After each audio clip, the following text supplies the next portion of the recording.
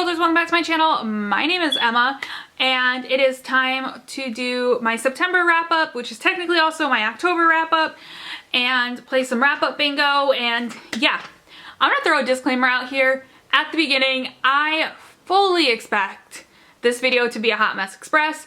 If you do not like videos that can get a little jumpy and all over the place, this is not the video for you, because yeah.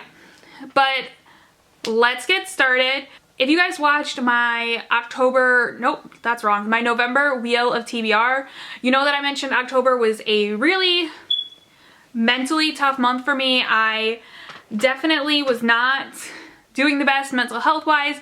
I didn't do a lot of reading. I didn't do a lot of filming. So this is really technically a September wrap up, but we are going to call it a September and October wrap up, and I will talk a little bit about the one book that I kind of read in October.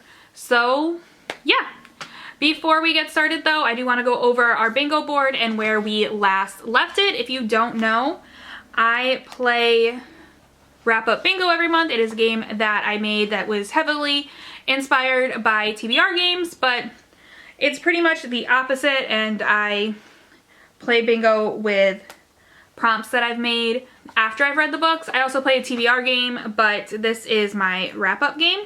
I created a board on Procreate on my mom's iPad that I borrow. So I will put a better picture up on the screen for you guys, but I have it here. Each of the tokens just have to do with what month I read the book. Currently we have a few places that we just need 3 boxes to win, but we're really not making any heavy progress at the moment. And yeah, I could give you guys stats, but I did not read diversely, so I don't necessarily want to, because they're not exciting stats. So let's just get started, I guess. So the first book that I finished in the month of September was Top 10 by Katie Cantogno. This book was featured on my self-destruct book, or these books will self-destruct list that I did on my channel a couple months ago. The wheel spun a self-destruct book, and I did decide to give this one a shot. So this one is about 2 friends. I don't remember what their names are. Let me look. This book is about 2 friends, Ryan and Gabby, who are like unlikely friends. Abby, I almost want to call her Abby, but her name's Gabby. Gabby is a very anxious, type A, nerdy girl, and Ryan is like a star hockey player. Like, he is scholarship to school star hockey player, and they're basically a will they, won't they, right people, wrong time, back and forth, will they, won't they love story. After their high school graduation, they basically decide to relive the top 10 moments of high school and like what made them the top 10 moments, which is my first bone to pick with this book. Is it's supposed to be the top 10 moments of their relationship, and one of the moments is like a huge fight that they had. Like, how is that one of the top 10 moments? Like, if I had a best friend in high school and I was going to tell my kids about them and tell them what my top 10 moments of high school was, a huge fight would not be what I would talk about with my children. This book, once again, Katie Cantogno has once again written a female character who I cannot stand. I hated with a burning passion Molly Barlow from the 99 Days duology. Oh my god, I don't think I've ever hated a character more, and Gabby was a close second for me. Her female characters are just insufferable. They are not people that I want to root for. Like, it's like someone told her she needs to show the good and the bad in a character, and she overwrites the bad. Ryan was not much better. There's like a note that I had. Let me find my phone really quickly, because I had a note about something he would constantly say that would just like get under my skin in a way that I didn't write what he wrote, but like, oh my god, I wish I could like just open it and find it. Because like, he had this phrase that he would say over and over again that just like irked me to my soul. Speaking of the 2 characters, they did not have chemistry. I don't know why I didn't put this book down, but I'm angry. They did not have chemistry at all. Like, I was rooting for them not to get together. And like, I just, oh my God, it boiled my skin. And then they have these side characters that have literally no development to them whatsoever. Even though like Gabby, right? Yep. Gabby has like a best friend who has no development, even though like this book is supposed to take place over 4 years, and she's friends with this girl for 4 years, and she has no development whatsoever. The ending was boring and lackluster. Like, it just kind of left me going, whatever. I wanted to believe that the 99-day duology was just a fluke for me, and that other books by this author would do me some sort of favors and that I would like her. I really, really wanted to like her rating, but I can't get into it. It's not doing anything for me. Overall, I did not like it. I will say, if you are looking for books that have any type of queer representation, there is a bisexual character who plays a prevalent role in this book. I was surprised by it. I didn't see it coming. But yeah, so there is some bi rep in this book, which is awesome. I did forget to go over triggers for this book. I would say triggers for this is anxiety, brain injury, as well as teen drinking. I also want to say that as someone who has anxiety, I did not really like the way that anxiety was discussed within this novel. I know that everyone's story and how they get through and what anxiety means to them and all of that is different for each person, but this book did not feel like it was good representation of anxiety at all. It felt to me like a lot of people in this book were just like laughing off anxiety, and even when you know that there's a history of anxiety in the family, it was kind of just ignored. I just did not like the way anxiety was discussed within this novel. It really got under my skin as someone who, like I said, does have anxiety. I did give this book a 2.5 out of 5 stars. I really wish I hadn't read it. That's honestly my final thought. My specific recommendation would be not to read it, but if you really want to read it, I think you'll like it if you liked other Katie Contugo books. They do kind of feel the same to me. So yeah, top 10. All right, and we're gonna bring back up the bingo board and look and see if it covers any squares. So it was not a memoir. It was not a 5-star sci-fi for me. It was not out of my comfort zone. I definitely didn't fall in love with the love interest. It didn't feature enemies to lovers. It wasn't a scary book. I did not ship the couple, so that's a box we could cover. I didn't read it in 72 hours. It did somewhat feature friends to lovers. It did not have an adaptation. It wasn't a second chance DNF. It didn't feature fake dating. It wasn't a trope that I hate. I never read it before. Didn't really relate to the characters. There wasn't a new trope. I don't want to see a movie and it's not a new all-time favorite. I think between the two boxes that it could cover, I am going to cover the couple that I did not ship because I really hated them together. So that is where our bingo board is now. It didn't really help us all that much. It just gave us another space that we could fill. And yeah. So the second book that I finished in the month of September was Josh and Hazel's Guide to Not Dating by Christina Lauren. I do like to start with trigger warnings. I messed up the last one and didn't do them first, but I'm going to do them first this time. I did not have any trigger warnings for this book. I couldn't think of anything that felt particularly triggering to myself and my knowledge of what triggers people. If you have read this book and you can think of triggers though, please leave them down in the comments. And I will make sure to pin them for anyone who might be looking for triggers before reading a book. So this book is about Josh and Hazel. They met in college. Hazel had like a crush on Josh. Josh was like a TA in one of her classes. Hazel had a little crush on him, but constantly did embarrassing things. So she thought that he would never look twice at her. They both left college. They went their own ways and they met again when Hazel became co-workers with Josh's sister, and Hazel and the sister were best friends. They both went to a barbecue and they became really great friends. And they end up deciding to set each other up on a series of blind double dates. At least that is what they tell you in the summary. They also forget there also is like a forced living together situation. as well, which is what brings them to be such great friends, but you know. So, my pros for this book. There were some hilarious, like, laugh out loud, I laughed while reading this book moments within this book, and I really, really enjoyed those moments. It's very tough in my mind to have a book either make me laugh or make me cry. Normally, I am pretty emotionless when I read books. I'm more likely to get like butterflies from the couple finally getting together than having any like physical outward emotion towards a book. And the fact that this book made me laugh on not one but multiple occasions, like, is definitely a pro in my mind. But like, I was purely entertained by this book. I thought the premise was interesting, it was entertaining, the moments were interesting.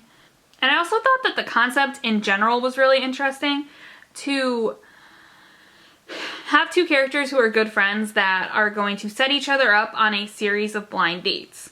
Now, with that being said, I kind of mentioned that there was the forced living arrangement that happened for a little bit within the book. Honestly, to me, we're moving into the cons because this is a perfect segue.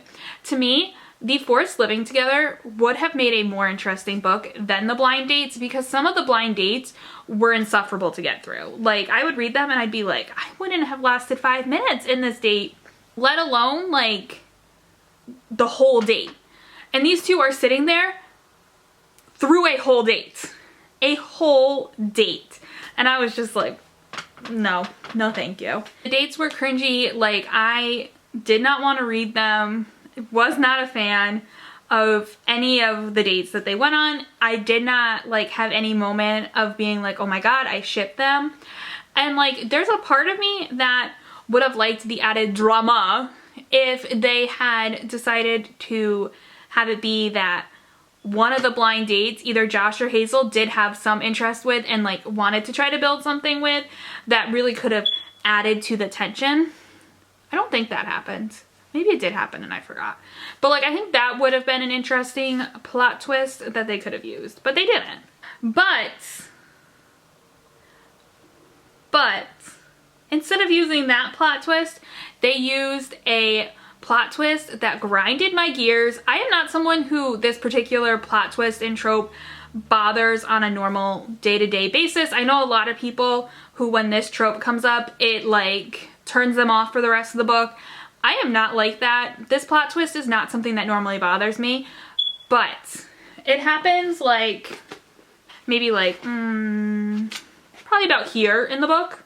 I'm not 100% sure how accurate this is, but like around here, it's almost over.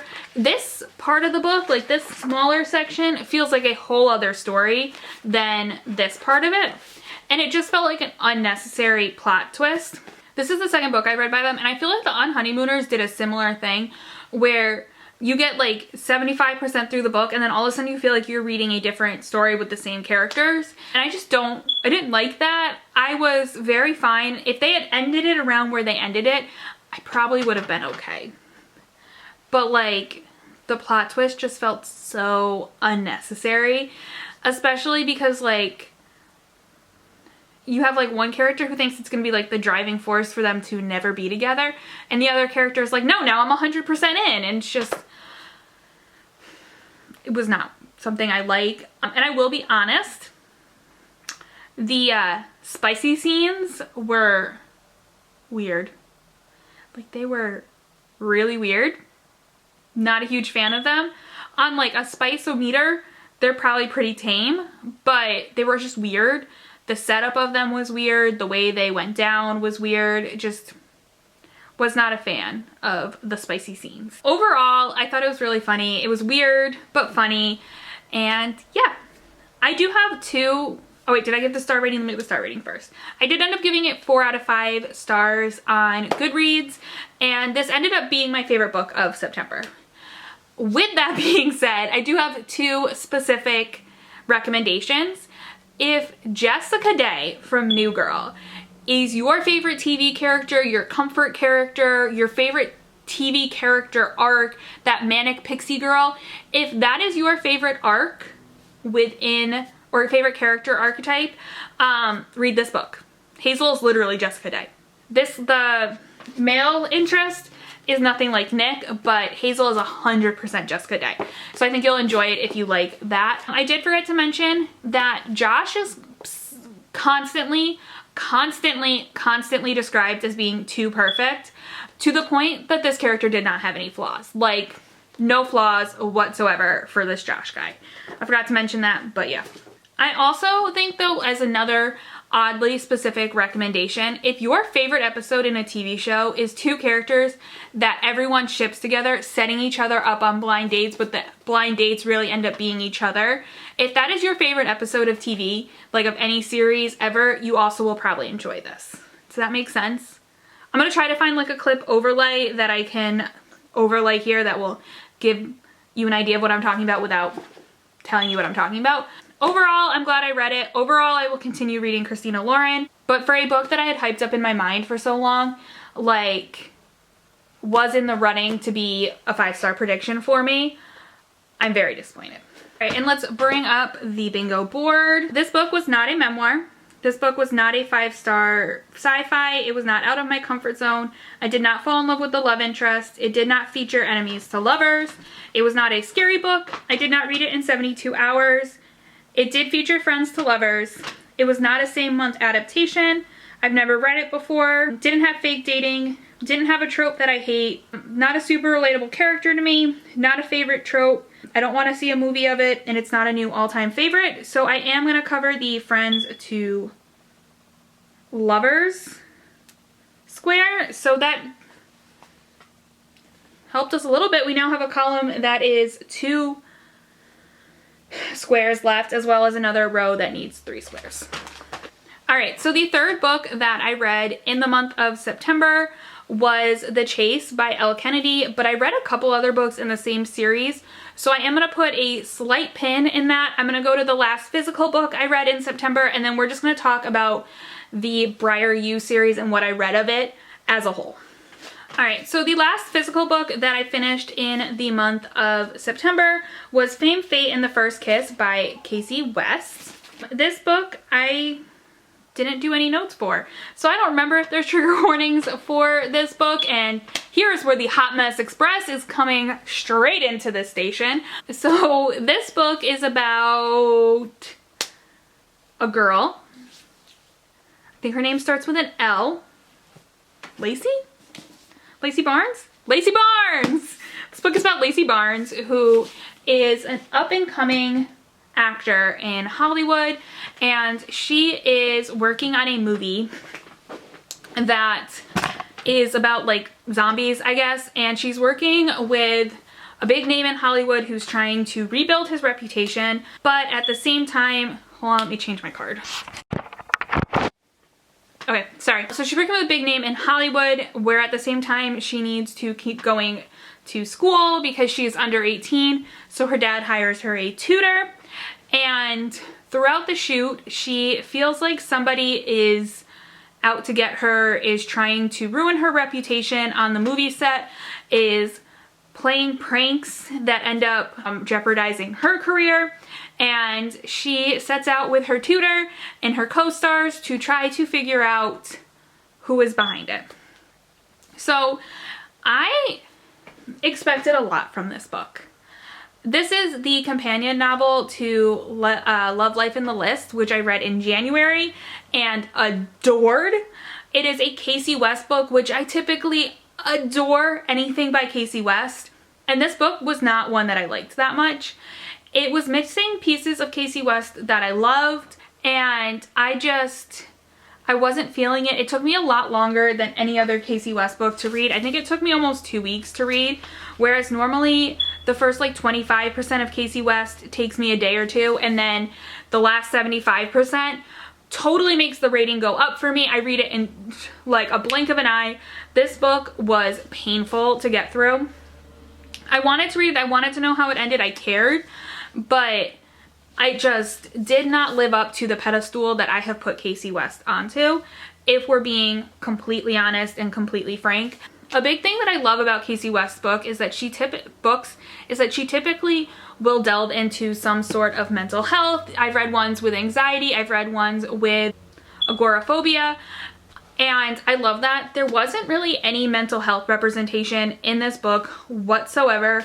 I did not ship this girl with her romantic lead, but like I wasn't super into it. It felt like it might have been possibly trying to be a love triangle, but wasn't a love triangle. I wanted to relate to this girl because she wasn't super into dating, and in high school I wasn't super into dating, but I didn't relate to her in that way. It just did not live up to the pedestal that I put Casey West onto. I believe there's a third book in this companion novel series. I do plan to try to read it at some point in the near future, but like I didn't make notes for this book, and like, yeah, I used my notes for the other two books, but I didn't rely heavily on them.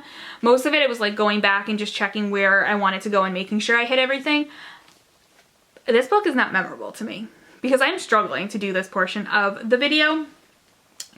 Overall, I think I gave it like 3 stars. This is probably my least, no, this isn't my least favorite. There's another Casey West book that I actually do not like more than this one, but this is pretty low ranking for me. Like I said, I will probably read the 3rd companion novel in the series if I can find the hardcover version of it, because I do own Love Life in the list and I want the series to be the same. My battery's dying. Sorry, I had to change the battery and I don't remember what I was saying. Overall, I gave it 3 stars. I think if you like books that take place on movie sets, you might like it. I don't really have a specific recommendation. Like I said, I don't remember this book that well. It was not super memorable. And for the bingo board. Alright, so this book was not a memoir. It was not a 5-star sci-fi. It was not out of my comfort zone. I did not fall in love with the love interest. It did not feature enemies to lovers. It was not a scary book. I did not read it in 72 hours. Didn't have an adaptation. I've never read it before, so it's not a DNF. It didn't have fake dating. Doesn't have a trope that I hate. Not a super relatable character. Not a new trope that I love. I don't really care if there's a movie and it's not an all-time favorite. So I will not be adding a bingo square for this particular book. So, quickly, because this battery is going to die too, I want to just quickly talk about what I read in the Briar New universe. I did read The Chase, The Risk, and The Play. The Chase featured Summer De Laurentiis, who was Dean from The Score's younger sister. She had been in love with Dean's friend Fitzy for a while. They were a super slow burn couple. I thought they were cute. I definitely could see Fitzy being more of my type, but I don't have a lot to say about that one. They were cute. That's all I really have to say. I read these really fast and I read them back to back, so I'm a little confused by which one is which. And I also don't have a bunch of trigger warnings for it. But with these books, like sexual assault, physical abuse, drug use, alcohol use, cheating, those are all good things to keep in mind when you're reading anything by Elle Kennedy. Going to the bingo board for The Chase, it was not a memoir. It was not a five-star sci-fi. It was not out of my comfort zone. I kind of fell for Fitzy, but not really. Was not enemies to lovers, was not a scary book. I did read in less than 72 hours. Didn't have an adaptation. I've never read it before. Did not have fake dating. Doesn't have a trope that I hate. Did not relate to Summer. Although actually I kind of did. She's got ADHD and I'm pretty sure this girl does too. It was not a new favorite trope. I don't want it to be a movie. It was not a new all-time favorite. Out of the 3 that I said it could cover, I am going to say that I read it in 72 hours. And that brings us even closer. Moving on to The Risk, I believe is the next one. The Risk follows, I don't remember what her name is, but she is the daughter of the coach of the Briar U hockey team, and she falls in love with the captain from the Harvard hockey team. And I guess in this universe, Harvard and Briar are enemies when it comes to hockey. I liked this one a lot. It was really cute. Of the 3 I read, I think this one was my favorite. I really kind of like that enemies to lovers slow burn, but not really. These books were too slow for me. Like, I was used to the off-campus series where it was like boom, boom, boom, no slow burn. Like, these were slow. I didn't get that. Could you? These were slow burns. Bringing the bingo card up for The Risk. It was not a memoir. It was not a sci-fi. Not out of my comfort zone. I did not fall for the love interest. It did feature enemies to lovers. was not an adaptation. I've never read it before. It actually did feature some fake dating. This battery's gonna die too. Are you freaking kidding me? Doesn't have a trope that I hate. Was not a reread disappointment. Not a relatable character. Not a favorite trope. I don't want a movie, and it was not an all-time favorite. I'm gonna cover enemies to lovers. All right, y'all. So what was I going to say? I think I was talking about the play before my camera battery died again. It's died twice. But the last book that I read was the play, I think is what it's called. This one is about Hunter, who was a member of the Briar U hockey team, who, after having some stuff happen at their like national championship or something, I forget what game it was, he decides that he's going to live a celibate lifestyle through the hockey season, but he becomes friends with this sorority girl who is looking for a rebound, and yeah, they're really cute. I liked it. Again, it was kind of a slow burn. That's the one thing I feel about Briar U books, is that it's such a slow burn, all of these stories, whereas I feel like the off-campus weren't such slow burns, which is fine. Like, if you like a good slow burn, enjoy it. With that being said, I forget what I was gonna say. What was I gonna say? Oh, with that being said, I think I ended up giving it like 3 stars. It wasn't bad. It wasn't good. It was just whatever. There's a fourth book in the Briar U series. I will read it. The other thing I kind of feel about the Briar U series versus the off-campus series is, like, off-campus series, all, like, it focused on 4 roommates. They lived in a townhouse together.